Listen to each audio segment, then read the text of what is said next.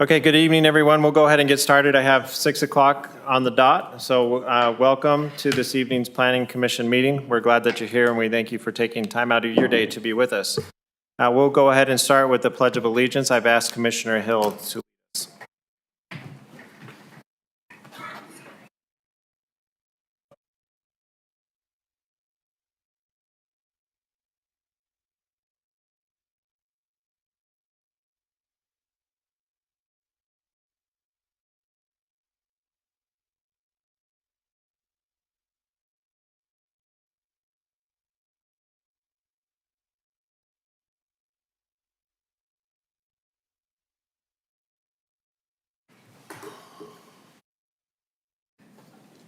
All right, thank you, Commissioner Hill. In a rare turn of events, we have each of the planning commissioners here this evening, so everyone should go home and journal tonight, that it actually happened and there is a record of it. The time is now open for public input. This is time that's set aside for any person to express ideas, concerns, comments, questions, or issues that are not listed as part of the public hearing on the agenda. Comments are limited to 3 minutes. If any members of the public would like to make a comment at this time, they're welcome to do so.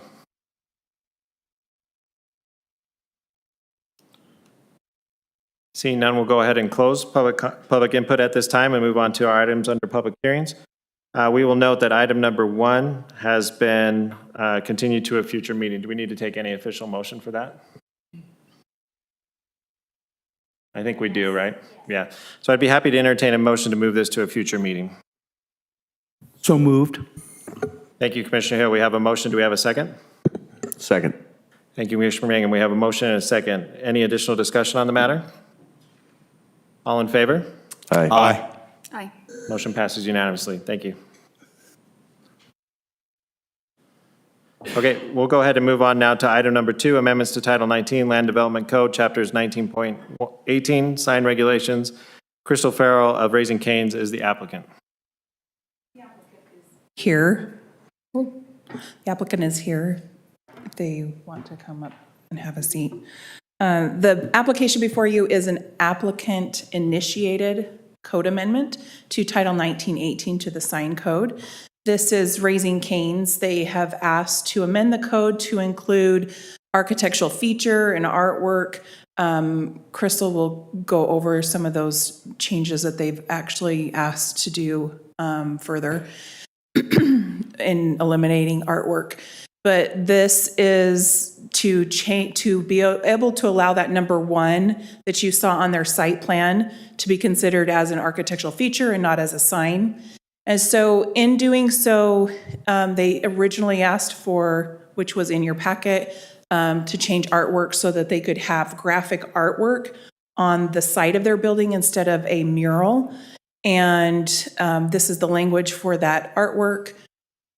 And then the architectural feature. So again, going through this, the definitions, there's actually it's more involved because it's not just adding a line or a section to our sign code. It affects multiple areas of our sign code. So if you look at the definition of sign, it incorporates a lot of that language that the city feels is there that covers some of these things. So in the definition of sign, and I don't have that in the presentation, but it does talk about structures. It talks about those elements that as a sign is considered to be. The architectural feature, they are asking to remove that as to be considered a sign and has included this into the sign code. I'm going to turn the time over to Crystal. She actually has a presentation for you to kind of, because this is her cell, so this is their application and their request.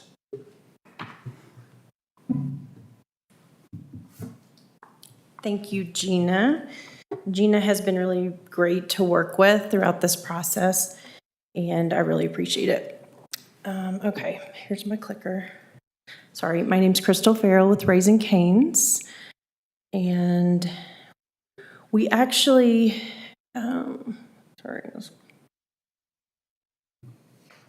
this one, got it. Nope, that's the wrong one. There we go. So this is our prototypical One Love Tower, the red one that you see to the right. And I know Gina already went through the definition, is up there. I'm going to read through it for you again. Architectural feature means an additional element of the building facade which is incorporated into the design and construction of the building. These elements can include both functional components, such as walls, columns, windows, as well as decorative or ornamental features like moldings, cornices, and facades. I actually have a little handout for you guys. It shows across various industries that different companies are using, thank you so much. They're using these architectural features on their buildings. So we think that you will see this again. We did decide to only request this amendment to the code. We decided not to ask to change anything on the artwork. But this is a feature that we felt would benefit multiple businesses as they come to Saratoga Springs. I have a couple of pictures here that show it's a different style of the one tower. And so we can do we have some different options that we could do to make it either blend in, or instead of being the red color, this one is silver and the other one's just kind of off color. We feel that these architectural features, they shall be submitted with the site plan application and require approval by the land use authority during the site plan process. So asking for this code change, we didn't want to blanket it and let anyone come in with anything they considered an architectural feature. But again, we do think you'll see this again from other various industries and various companies. Architectural features shall be constructed of the same materials and colors as the rest of the building facade and contain no written copy. The one that I have an example here is not the exact material. It is the different shades, which again, we have some options. Architectural features shall not count towards sign allowance and shall not be on any building facade, allowed on any building facade. Architectural features shall not exceed a cumulative total size equal to 20% of the facade on which the architectural feature is integrated. So this is everything.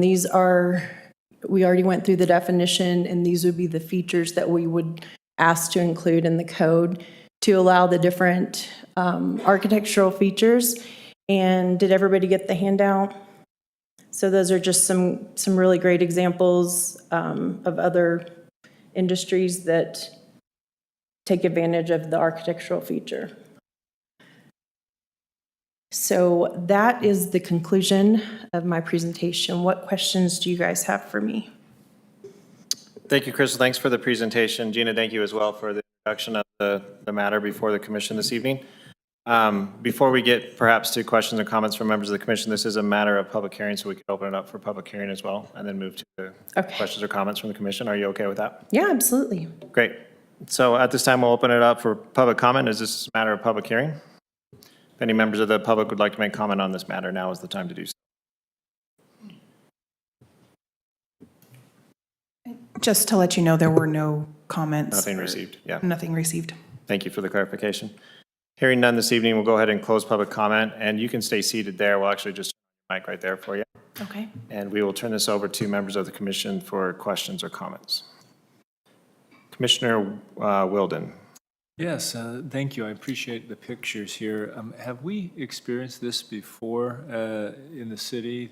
I mean, we've seen pictures of other buildings that perhaps... We have not.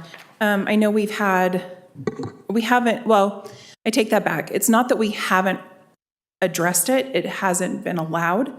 And so let's take Popeyes, for example. Popeyes has the graphic art. As far as architectural features, I don't think, do you have any recollection, Sarah? I don't think we've ever had anything like this specifically. Right. So we do get applications that don't meet the code, and usually we just let them know that they don't meet the code. In this case, the applicant wanted to the code amendment request. Thank you very much. That's it. Thank you, Commissioner Wilden. Commissioner Hill. Thank you, Chair. Gina or Sarah, can you remember when we've updated, the last time we updated our Title 1918 on signage? Years, however, we have revamped it and taken all of our proposed changes to the City Council, and then we're working on finalizing those. And so, yeah, we have an overhaul of this signage section in the works. Okay. And from your recollection, from a council perspective and from a planning perspective, I mean, there's a lot of specifics here, and I think that's a very good thing. I've come from a community that was about 100 years old, and we tried to do a sign ordinance, and then we had to grandfather in, and then gave them a 10-year, you know, because signs can cost quite a bit, a 10-year leeway to come into compliance. And when that 10 years came up, we had to go to court. It was just terrible. So I love that we have a very specific sign code that keeps us straight where we need to go. But could you give maybe a little more background of why, where we came to, how we got to where we are from a council and a planning perspective? Sure, I sure can. Just keep in mind, we do have a couple new council members, and council members, the goals always change. So I don't want to come across as speaking for them, especially as a whole, when there's, 5 members and the mayor as well. But I can give you the background, at least my understanding of the background. So there is a goal, and it's mentioned in the staff report and in our sign code section, to avoid sign clutter, with the goal that makes our city more aesthetically pleasing. And that's outlined in the staff report, and that's also a noted purpose in the signage section of the code. In the past and with previous councils, there has been a leaning towards less is more, meaning that we're more attractive with less, and when there's so much that it becomes visual clutter, it's too much, and you're driving and you can't look at it unless you're the passenger and not the driver. And, how often do you see a sign and pull off the side of the road? You know what I mean? So you still know that it's Raising Cane's, you know what I mean, without a whole lot. And same with all of the other businesses. And when there's one sign for a business versus, more than that, it just creates an aesthetic throughout the city. So in my experience here, we've focused on less more, and that we don't want to visually clutter the commercial area. That's the history that I have. I don't know if those goals are any different now. And that being said, we did have 2 recently that we had changed. So we had, and this one didn't end up getting built, but it was going to be a dog kennel, just over here on Storage Plaza, and they ended up withdrawing their application, but they had the outline of a puppy. And we told them that they couldn't have that. And then we have another one just recently that Gina's been working on. What was the name of that one with the clown? Oh, Jack in the Box. So we had Jack in the Box, and they had an outline of a clown, and we told them that doesn't meet our sign code. So again, we do have requests that are similar, that are probably graphics without words. And with the other, and this is the first one that's pursuing a sign code amendment. So it really will be up to your discussion recommendation and then the council decision on that. Thank you, Sarah. Crystal, from your perspective, not being able to have this on your building, what does that mean to you? So I know that, the one tower is the basis of our brand. It's One Love. Our One Love is chicken, and we do it, we do it the best absolute best. And so that one means a lot to us as far as the branding of our building. We did adhere to the sign code. So we did eliminate what we would prototypically have as our signage on our building. And the one tower, we can, if you guys had some options that you wanted to add to the code amendment and make it more strict, but potentially allow some architectural features, I think it would benefit not only Raising Cane's, but like I said, other businesses in the future. Thank you, Crystal. One last question, and again, we've not had a lot of discussion around this, so it's a new territory for us to talk about.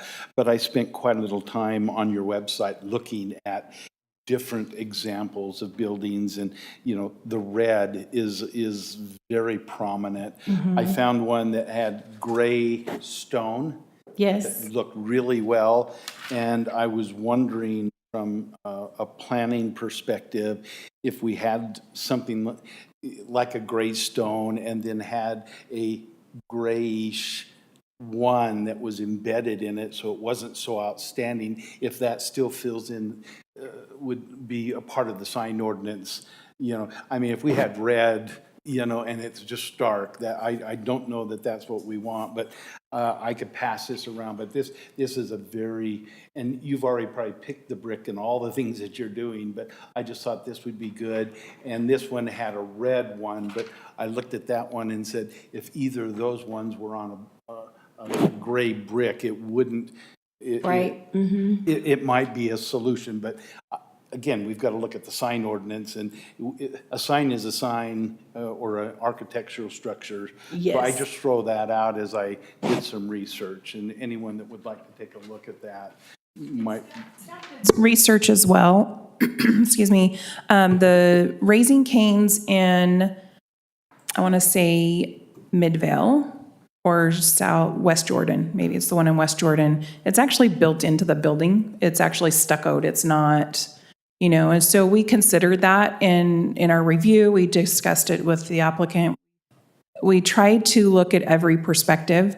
And really what it came down to as far as our recommendation was that, Sarah's comments as far as sign clutter, but also our definition of sign. I mean, this doesn't just change one element of the sign code, it changes multiple. So if this goes into place, Rulon and I were talking earlier that, you look at our definition of sign under the sign code, and it talks about it being, and Sarah would have to probably pull that language up for the sign code, the definition of sign.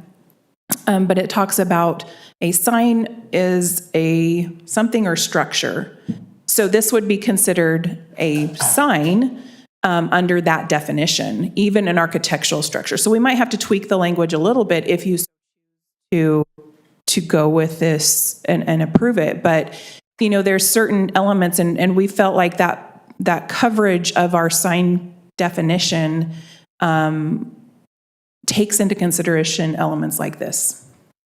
Thank you, Gina. That just gives a much more in-depth understanding for me as we talk through this of what you've gone through, and in talking to Crystal, how you've tried to possibly work within the parameters. So thank you. Thank you, Chair.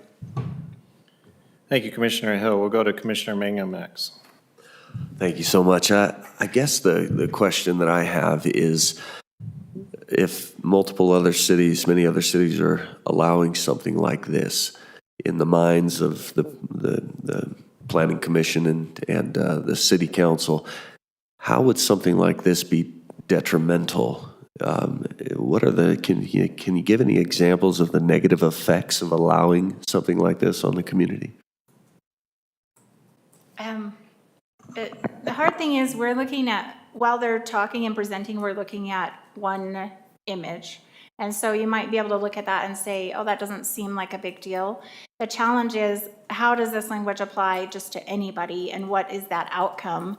And so, we're talking about red versus gray, but this language doesn't say you can't have red or you can't have a bright color or anything like that. And so based on what's being proposed, it could be red, it could be any shape. 20%, the maximum sign we allow right now is 8% of the facade, so 20% would be more than double what we currently allow for a sign. And while this one,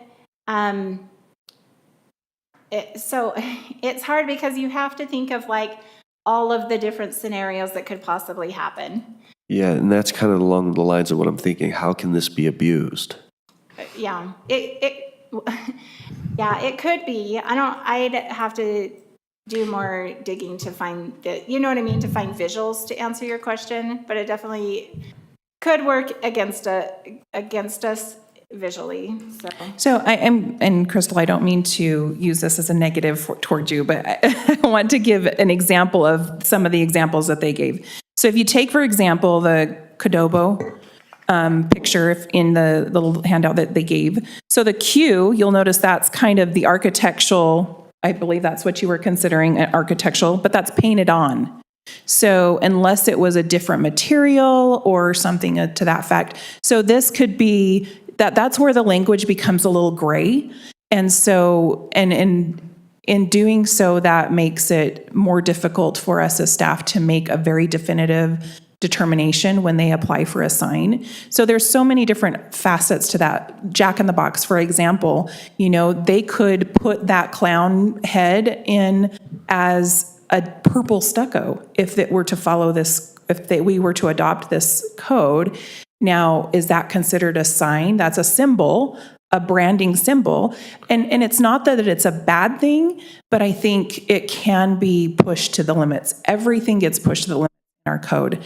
And so, you know, there's Popeyes. Some Popeyes, you'll notice that they have their chicken or that is indented into their little alcoves on the exterior of their buildings. And so, you know, their Cajun branding portion. And so that could be considered an architectural element. It can get out of hand, but it depends on how tight our code is. You know, could we say, well, it can't be 20%, it can go, you know, meet half in the middle. I don't know. There's so many different perspectives that we could add to this code to tighten it up. But again, we're looking into a crystal ball. What is this going to affect? And we deal with that on a daily basis. It's part of our jobs, right? But it's not that it's detrimental to our community to have a sign like this. It's how is our code currently written? And is it the direction that we want to go within our city? And that can change, as Sarah said, with each council. That can change. I think that answers my question. Thank you. Thank you, Commissioner Megan. We'll go to Commissioner Kilgore next. On the slide here, it says 20%, but in the code, or I'm sorry, in the staff packet, the code recommendation was 10%, I think.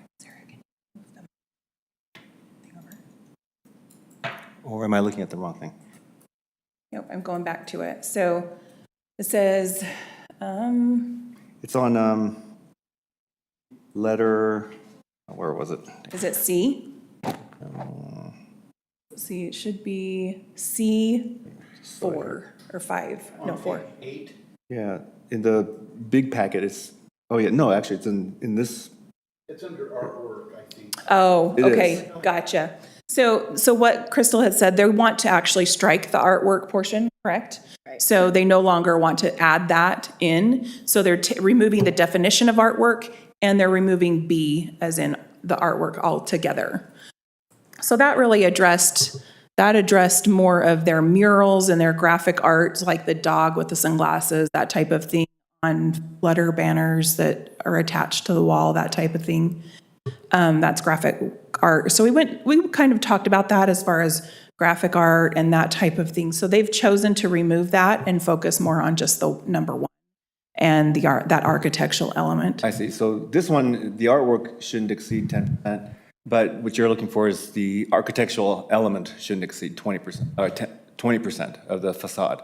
Yes. Okay. Yes, we were asking that it not be considered a sign, that it be considered an architectural element. So, yeah. Okay. Which under our site plan and architectural design standard, that if it wouldn't change anything in that section of code, because really what that number one, according to our sign definition, the number one, a symbol, is considered a sign. So that's part of our sign definition. So this is where it fell in our sign code. Right. And then one of the examples that you had in your packet was the Panda Express. So we have a Panda Express in Saratoga Springs, so what is different than? So if you look at the Panda Express, you'll see that the building roof line is a little bit different, right? And then that red banner, Yeah. that is a symbol of Panda Express. So that was kind of built in as a feature of the architecture, is my understanding. Roof line, according to our code, wouldn't necessarily be something that we would look at, but that, banner maybe. Our code, our architectural and site, our design guidelines, it doesn't allow us to use primary colors unless it's an accent. And so, like, we can't use red as a primary building color as far as a facade. And so, we would have to take a look at that. But right in this particular look, it would be considered an accent. Just off the top of my head, of course, looking at it just at the face value without really evaluating it according to our code, I can't give you. So I can't remember what the Panda Express looks like in ours. Yeah. Yeah, so And also not allowed then, according, on Panda, well, the lighting for one, so the lighting is not full cut off, and it is not fully encased. So the lighting really is part of that. But again, I think as Crystal was referring to it, this is a kind of a branding for Panda Express, right? And we're running into more of that, to her point. There are more buildings that are trying to build into their design, their branding. And so, In-N-Out Burger, if you look at the In-N-Out Burgers all over the place, we just recently had that discussion with them not too long ago when they're putting in the warehouse in Northern Frontier. They're putting in an In-N-Out warehouse. And In-N-Out came back to the developer and said, well, we want it to look like this. We want it to look like our Mission style, where it's all white and it has very little architectural articulation as what we require in our code. And we had to go back to them and said, well, they could do this, but you have to do these things in order to meet our code. And so In-N-Out actually went back and said, we'll just go with your original design. So, we asked for the reason for that, and the developer came back and said, this is what they have, this is their brand, according to In-N-Out. So they're really using architecture to brand their business. But how does that affect Saratoga? That's what you have to consider. I think as Commissioner Mangum's question, I think how does that affect our city, and what do you want your city to look like? These things really will come into effect. Businesses are starting to do this. Where are you going to draw that line in the sand? And do you want to allow those types of things? So I completely, I don't know if the right word is agree, but I totally understand and agree with what, some of the things that Sarah had explained about at least our history and what the city, the direction that the city council had been going, and trying to minimize or keep clean signs, so we don't. It isn't just multiply without any control. So that I totally get, and I think our city has benefited from that. But at the same time, I just wish that there was a way where, like you're trying to do, call it an architectural element as opposed to a sign. And I know we have all those issues there, but because I do see that a lot of, especially because brick and mortar, was dangerously close to becoming what a lot of people thought was dangerously close to becoming extinct. And so it turns out that that isn't happening. But to draw attention, to draw the fact that, and to brand yourself, that making the architecture interesting and something that's recognizable, I think is really important. And I think it's going to get more so that way every time there's a I don't know, a scare that the brick and mortar might go away again. And I think we have to just be, as a city, we have to go with that trend or try to incorporate that trend in a way where we can still maintain that focus or that control over, overpopulation of signs, but at the same time allow for that kind of distinction and branding and also just visual interest. We don't have a main street where all the buildings are next to each other, like a lot of older towns do. Ours have a lot of space in between, open space, there's landscaping. And so I don't think that, at least with the examples that were given here, this kind of architectural element will look crammed because there is so much space. But again, you could go to the ultimate, who knows what the extremes would become. But again, we don't have that kind of, buildings right next to each other, which is unfortunate because that's what makes kind of like a nice downtown area.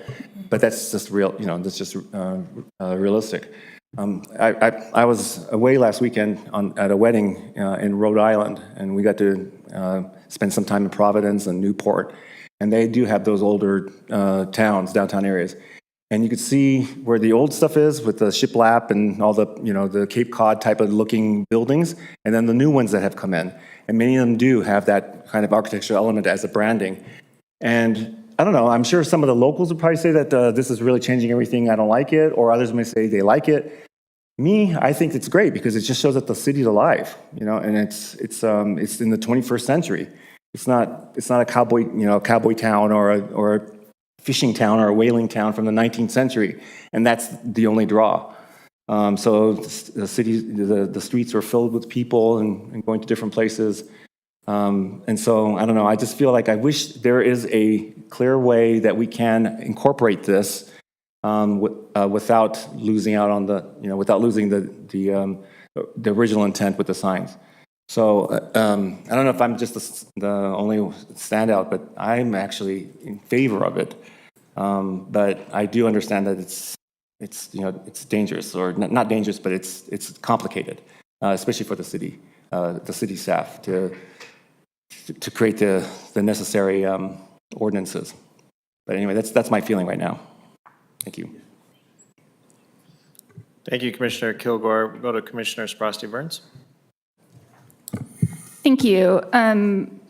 Commissioner Kilgore, you always bring some really great points to things that make me think, and then I'm always really mad when I have to go right after you, because then I have to rethink what I was going to say. So I'm wondering if we could just go over a few more of these pictures. Like with the Hyundai picture, what on this picture would not meet the current code?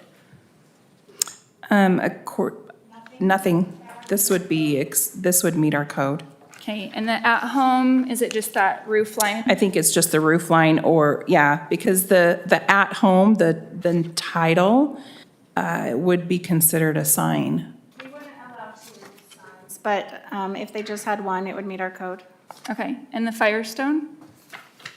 I think that would meet our code.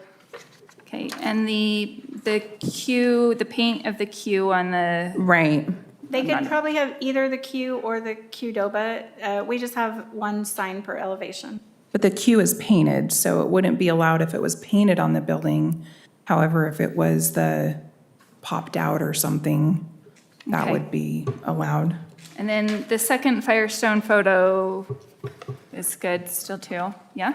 So, I mean, it would depend on the whole size of the building, but if it's a long building, then it would meet our 8%. Okay, we went over Panda Express, and then the Capitol one. I think it would be the blue.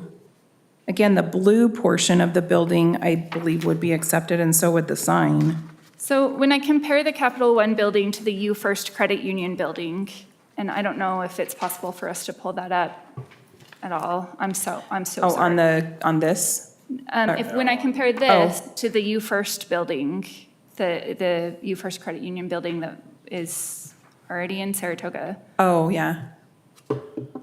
it feels the same to me.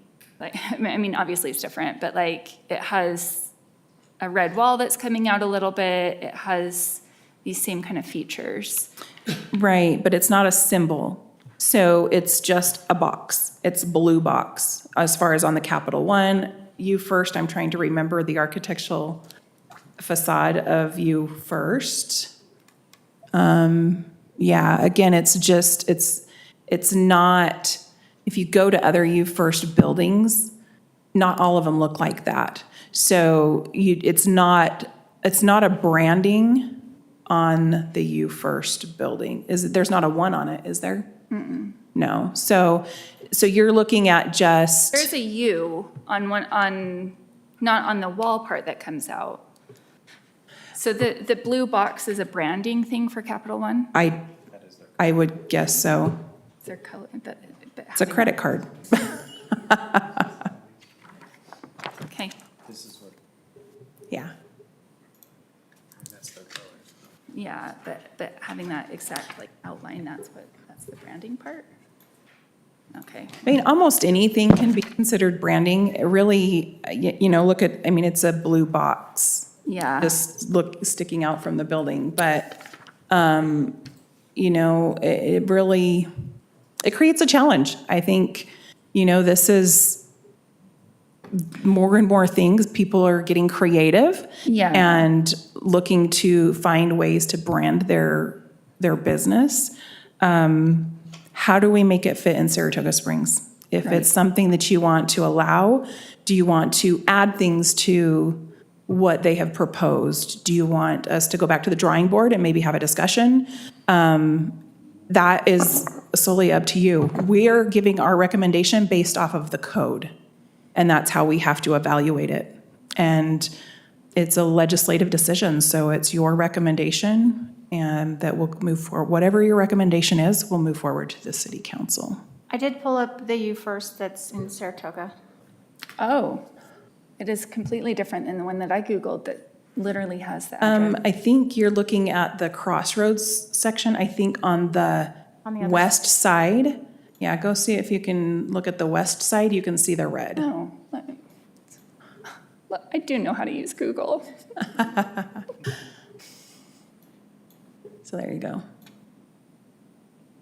Yeah, so I think for me, as I look at this and read through it and think about it and look at what we already have and look at the, consider what's coming and consider that, regulations such as these they're there to give our staff something to work with and to start with. And an architectural feature, that, to me, that indicates something that is going to be something that would stay on that building for the building's lifetime. And should that building change hands, that architectural feature would remain and would be a part of the building that is brings value to the building, for lack of other words. And so adding a 1 to a building, I cannot imagine that the next owner would want that to be there. And so to me, the 1 feels like it's not actually an architectural feature, it feels like it is a sign. And so for those reasons, I'm not in favor of this code change. I am not opposed to coming back and looking at this with some things written out a little bit differently, but at this point, I can't say that adding a 1 to a building, and please believe I love the chicken, is going to be an architectural feature that would stay with the building for the lifetime of the building. Whereas when we look at downtown Salt Lake and the old buildings with actual architectural features that we take effort to preserve, I don't think that adding a 1 to a building would count in that same way. So that's it for me. Thank you.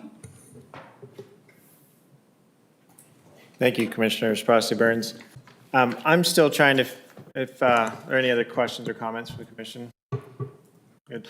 I'm still trying in my mind to draw the distinctions. I'm glad for the exercise that Commissioner Frosty Burns took us through, because I wanted to do that as well in terms of just trying to grasp what is it that we're after. I think for me, If we have Google Maps up, I just want to try to draw a couple more examples from the city so I understand what is and what is not going on. So did you have that up before, maps? Can you go to the Chili's? Yeah.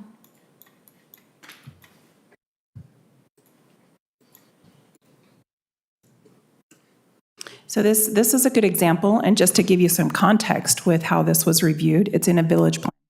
So when it's in a village plan, that community plan, village plan are designed, it was designed with the intent of putting a Chili's there, and therefore those architectural elements were included, so it became law. And that's where it becomes a unique situation where you can't compare the others. Yes, it could be a architectural feature. However, it was allowed in our city because of the village plan. Yeah, and the Google Maps isn't great. There's like the blasting sun. Right in the thing. So that's actually good. That's good to understand, because I would say, you know, what separates this, because you have Chili's and then the chili pepper, and then, you know, you have multiple signs on. So that's good to know. That's where we were able to help draw a distinction.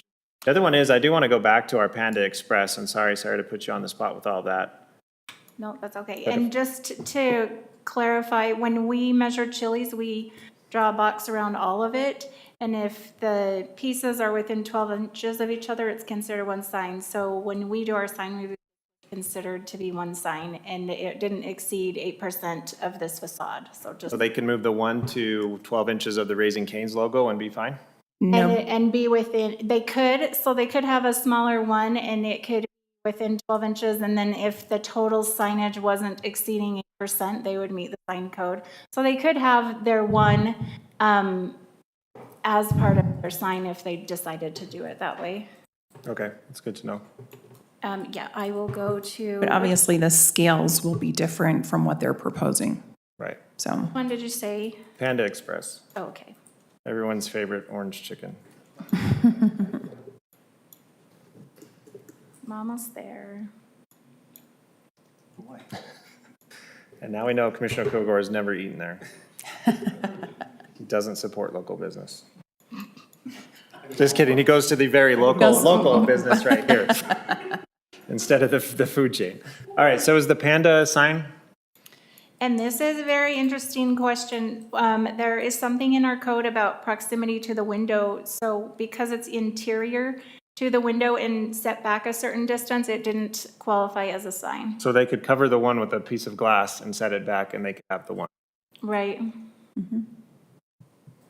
See, our code allows for variances, but it's finding that niche. Yeah, and I'm not arguing one way or No, another, yeah, because I'm I just- feel like we're filling this out, and I feel like. Absolutely. So, and I'm gonna speak frankly, like, would I rather look at a very uniquely designed Raising Cane's versus another tilt-up office warehouse space?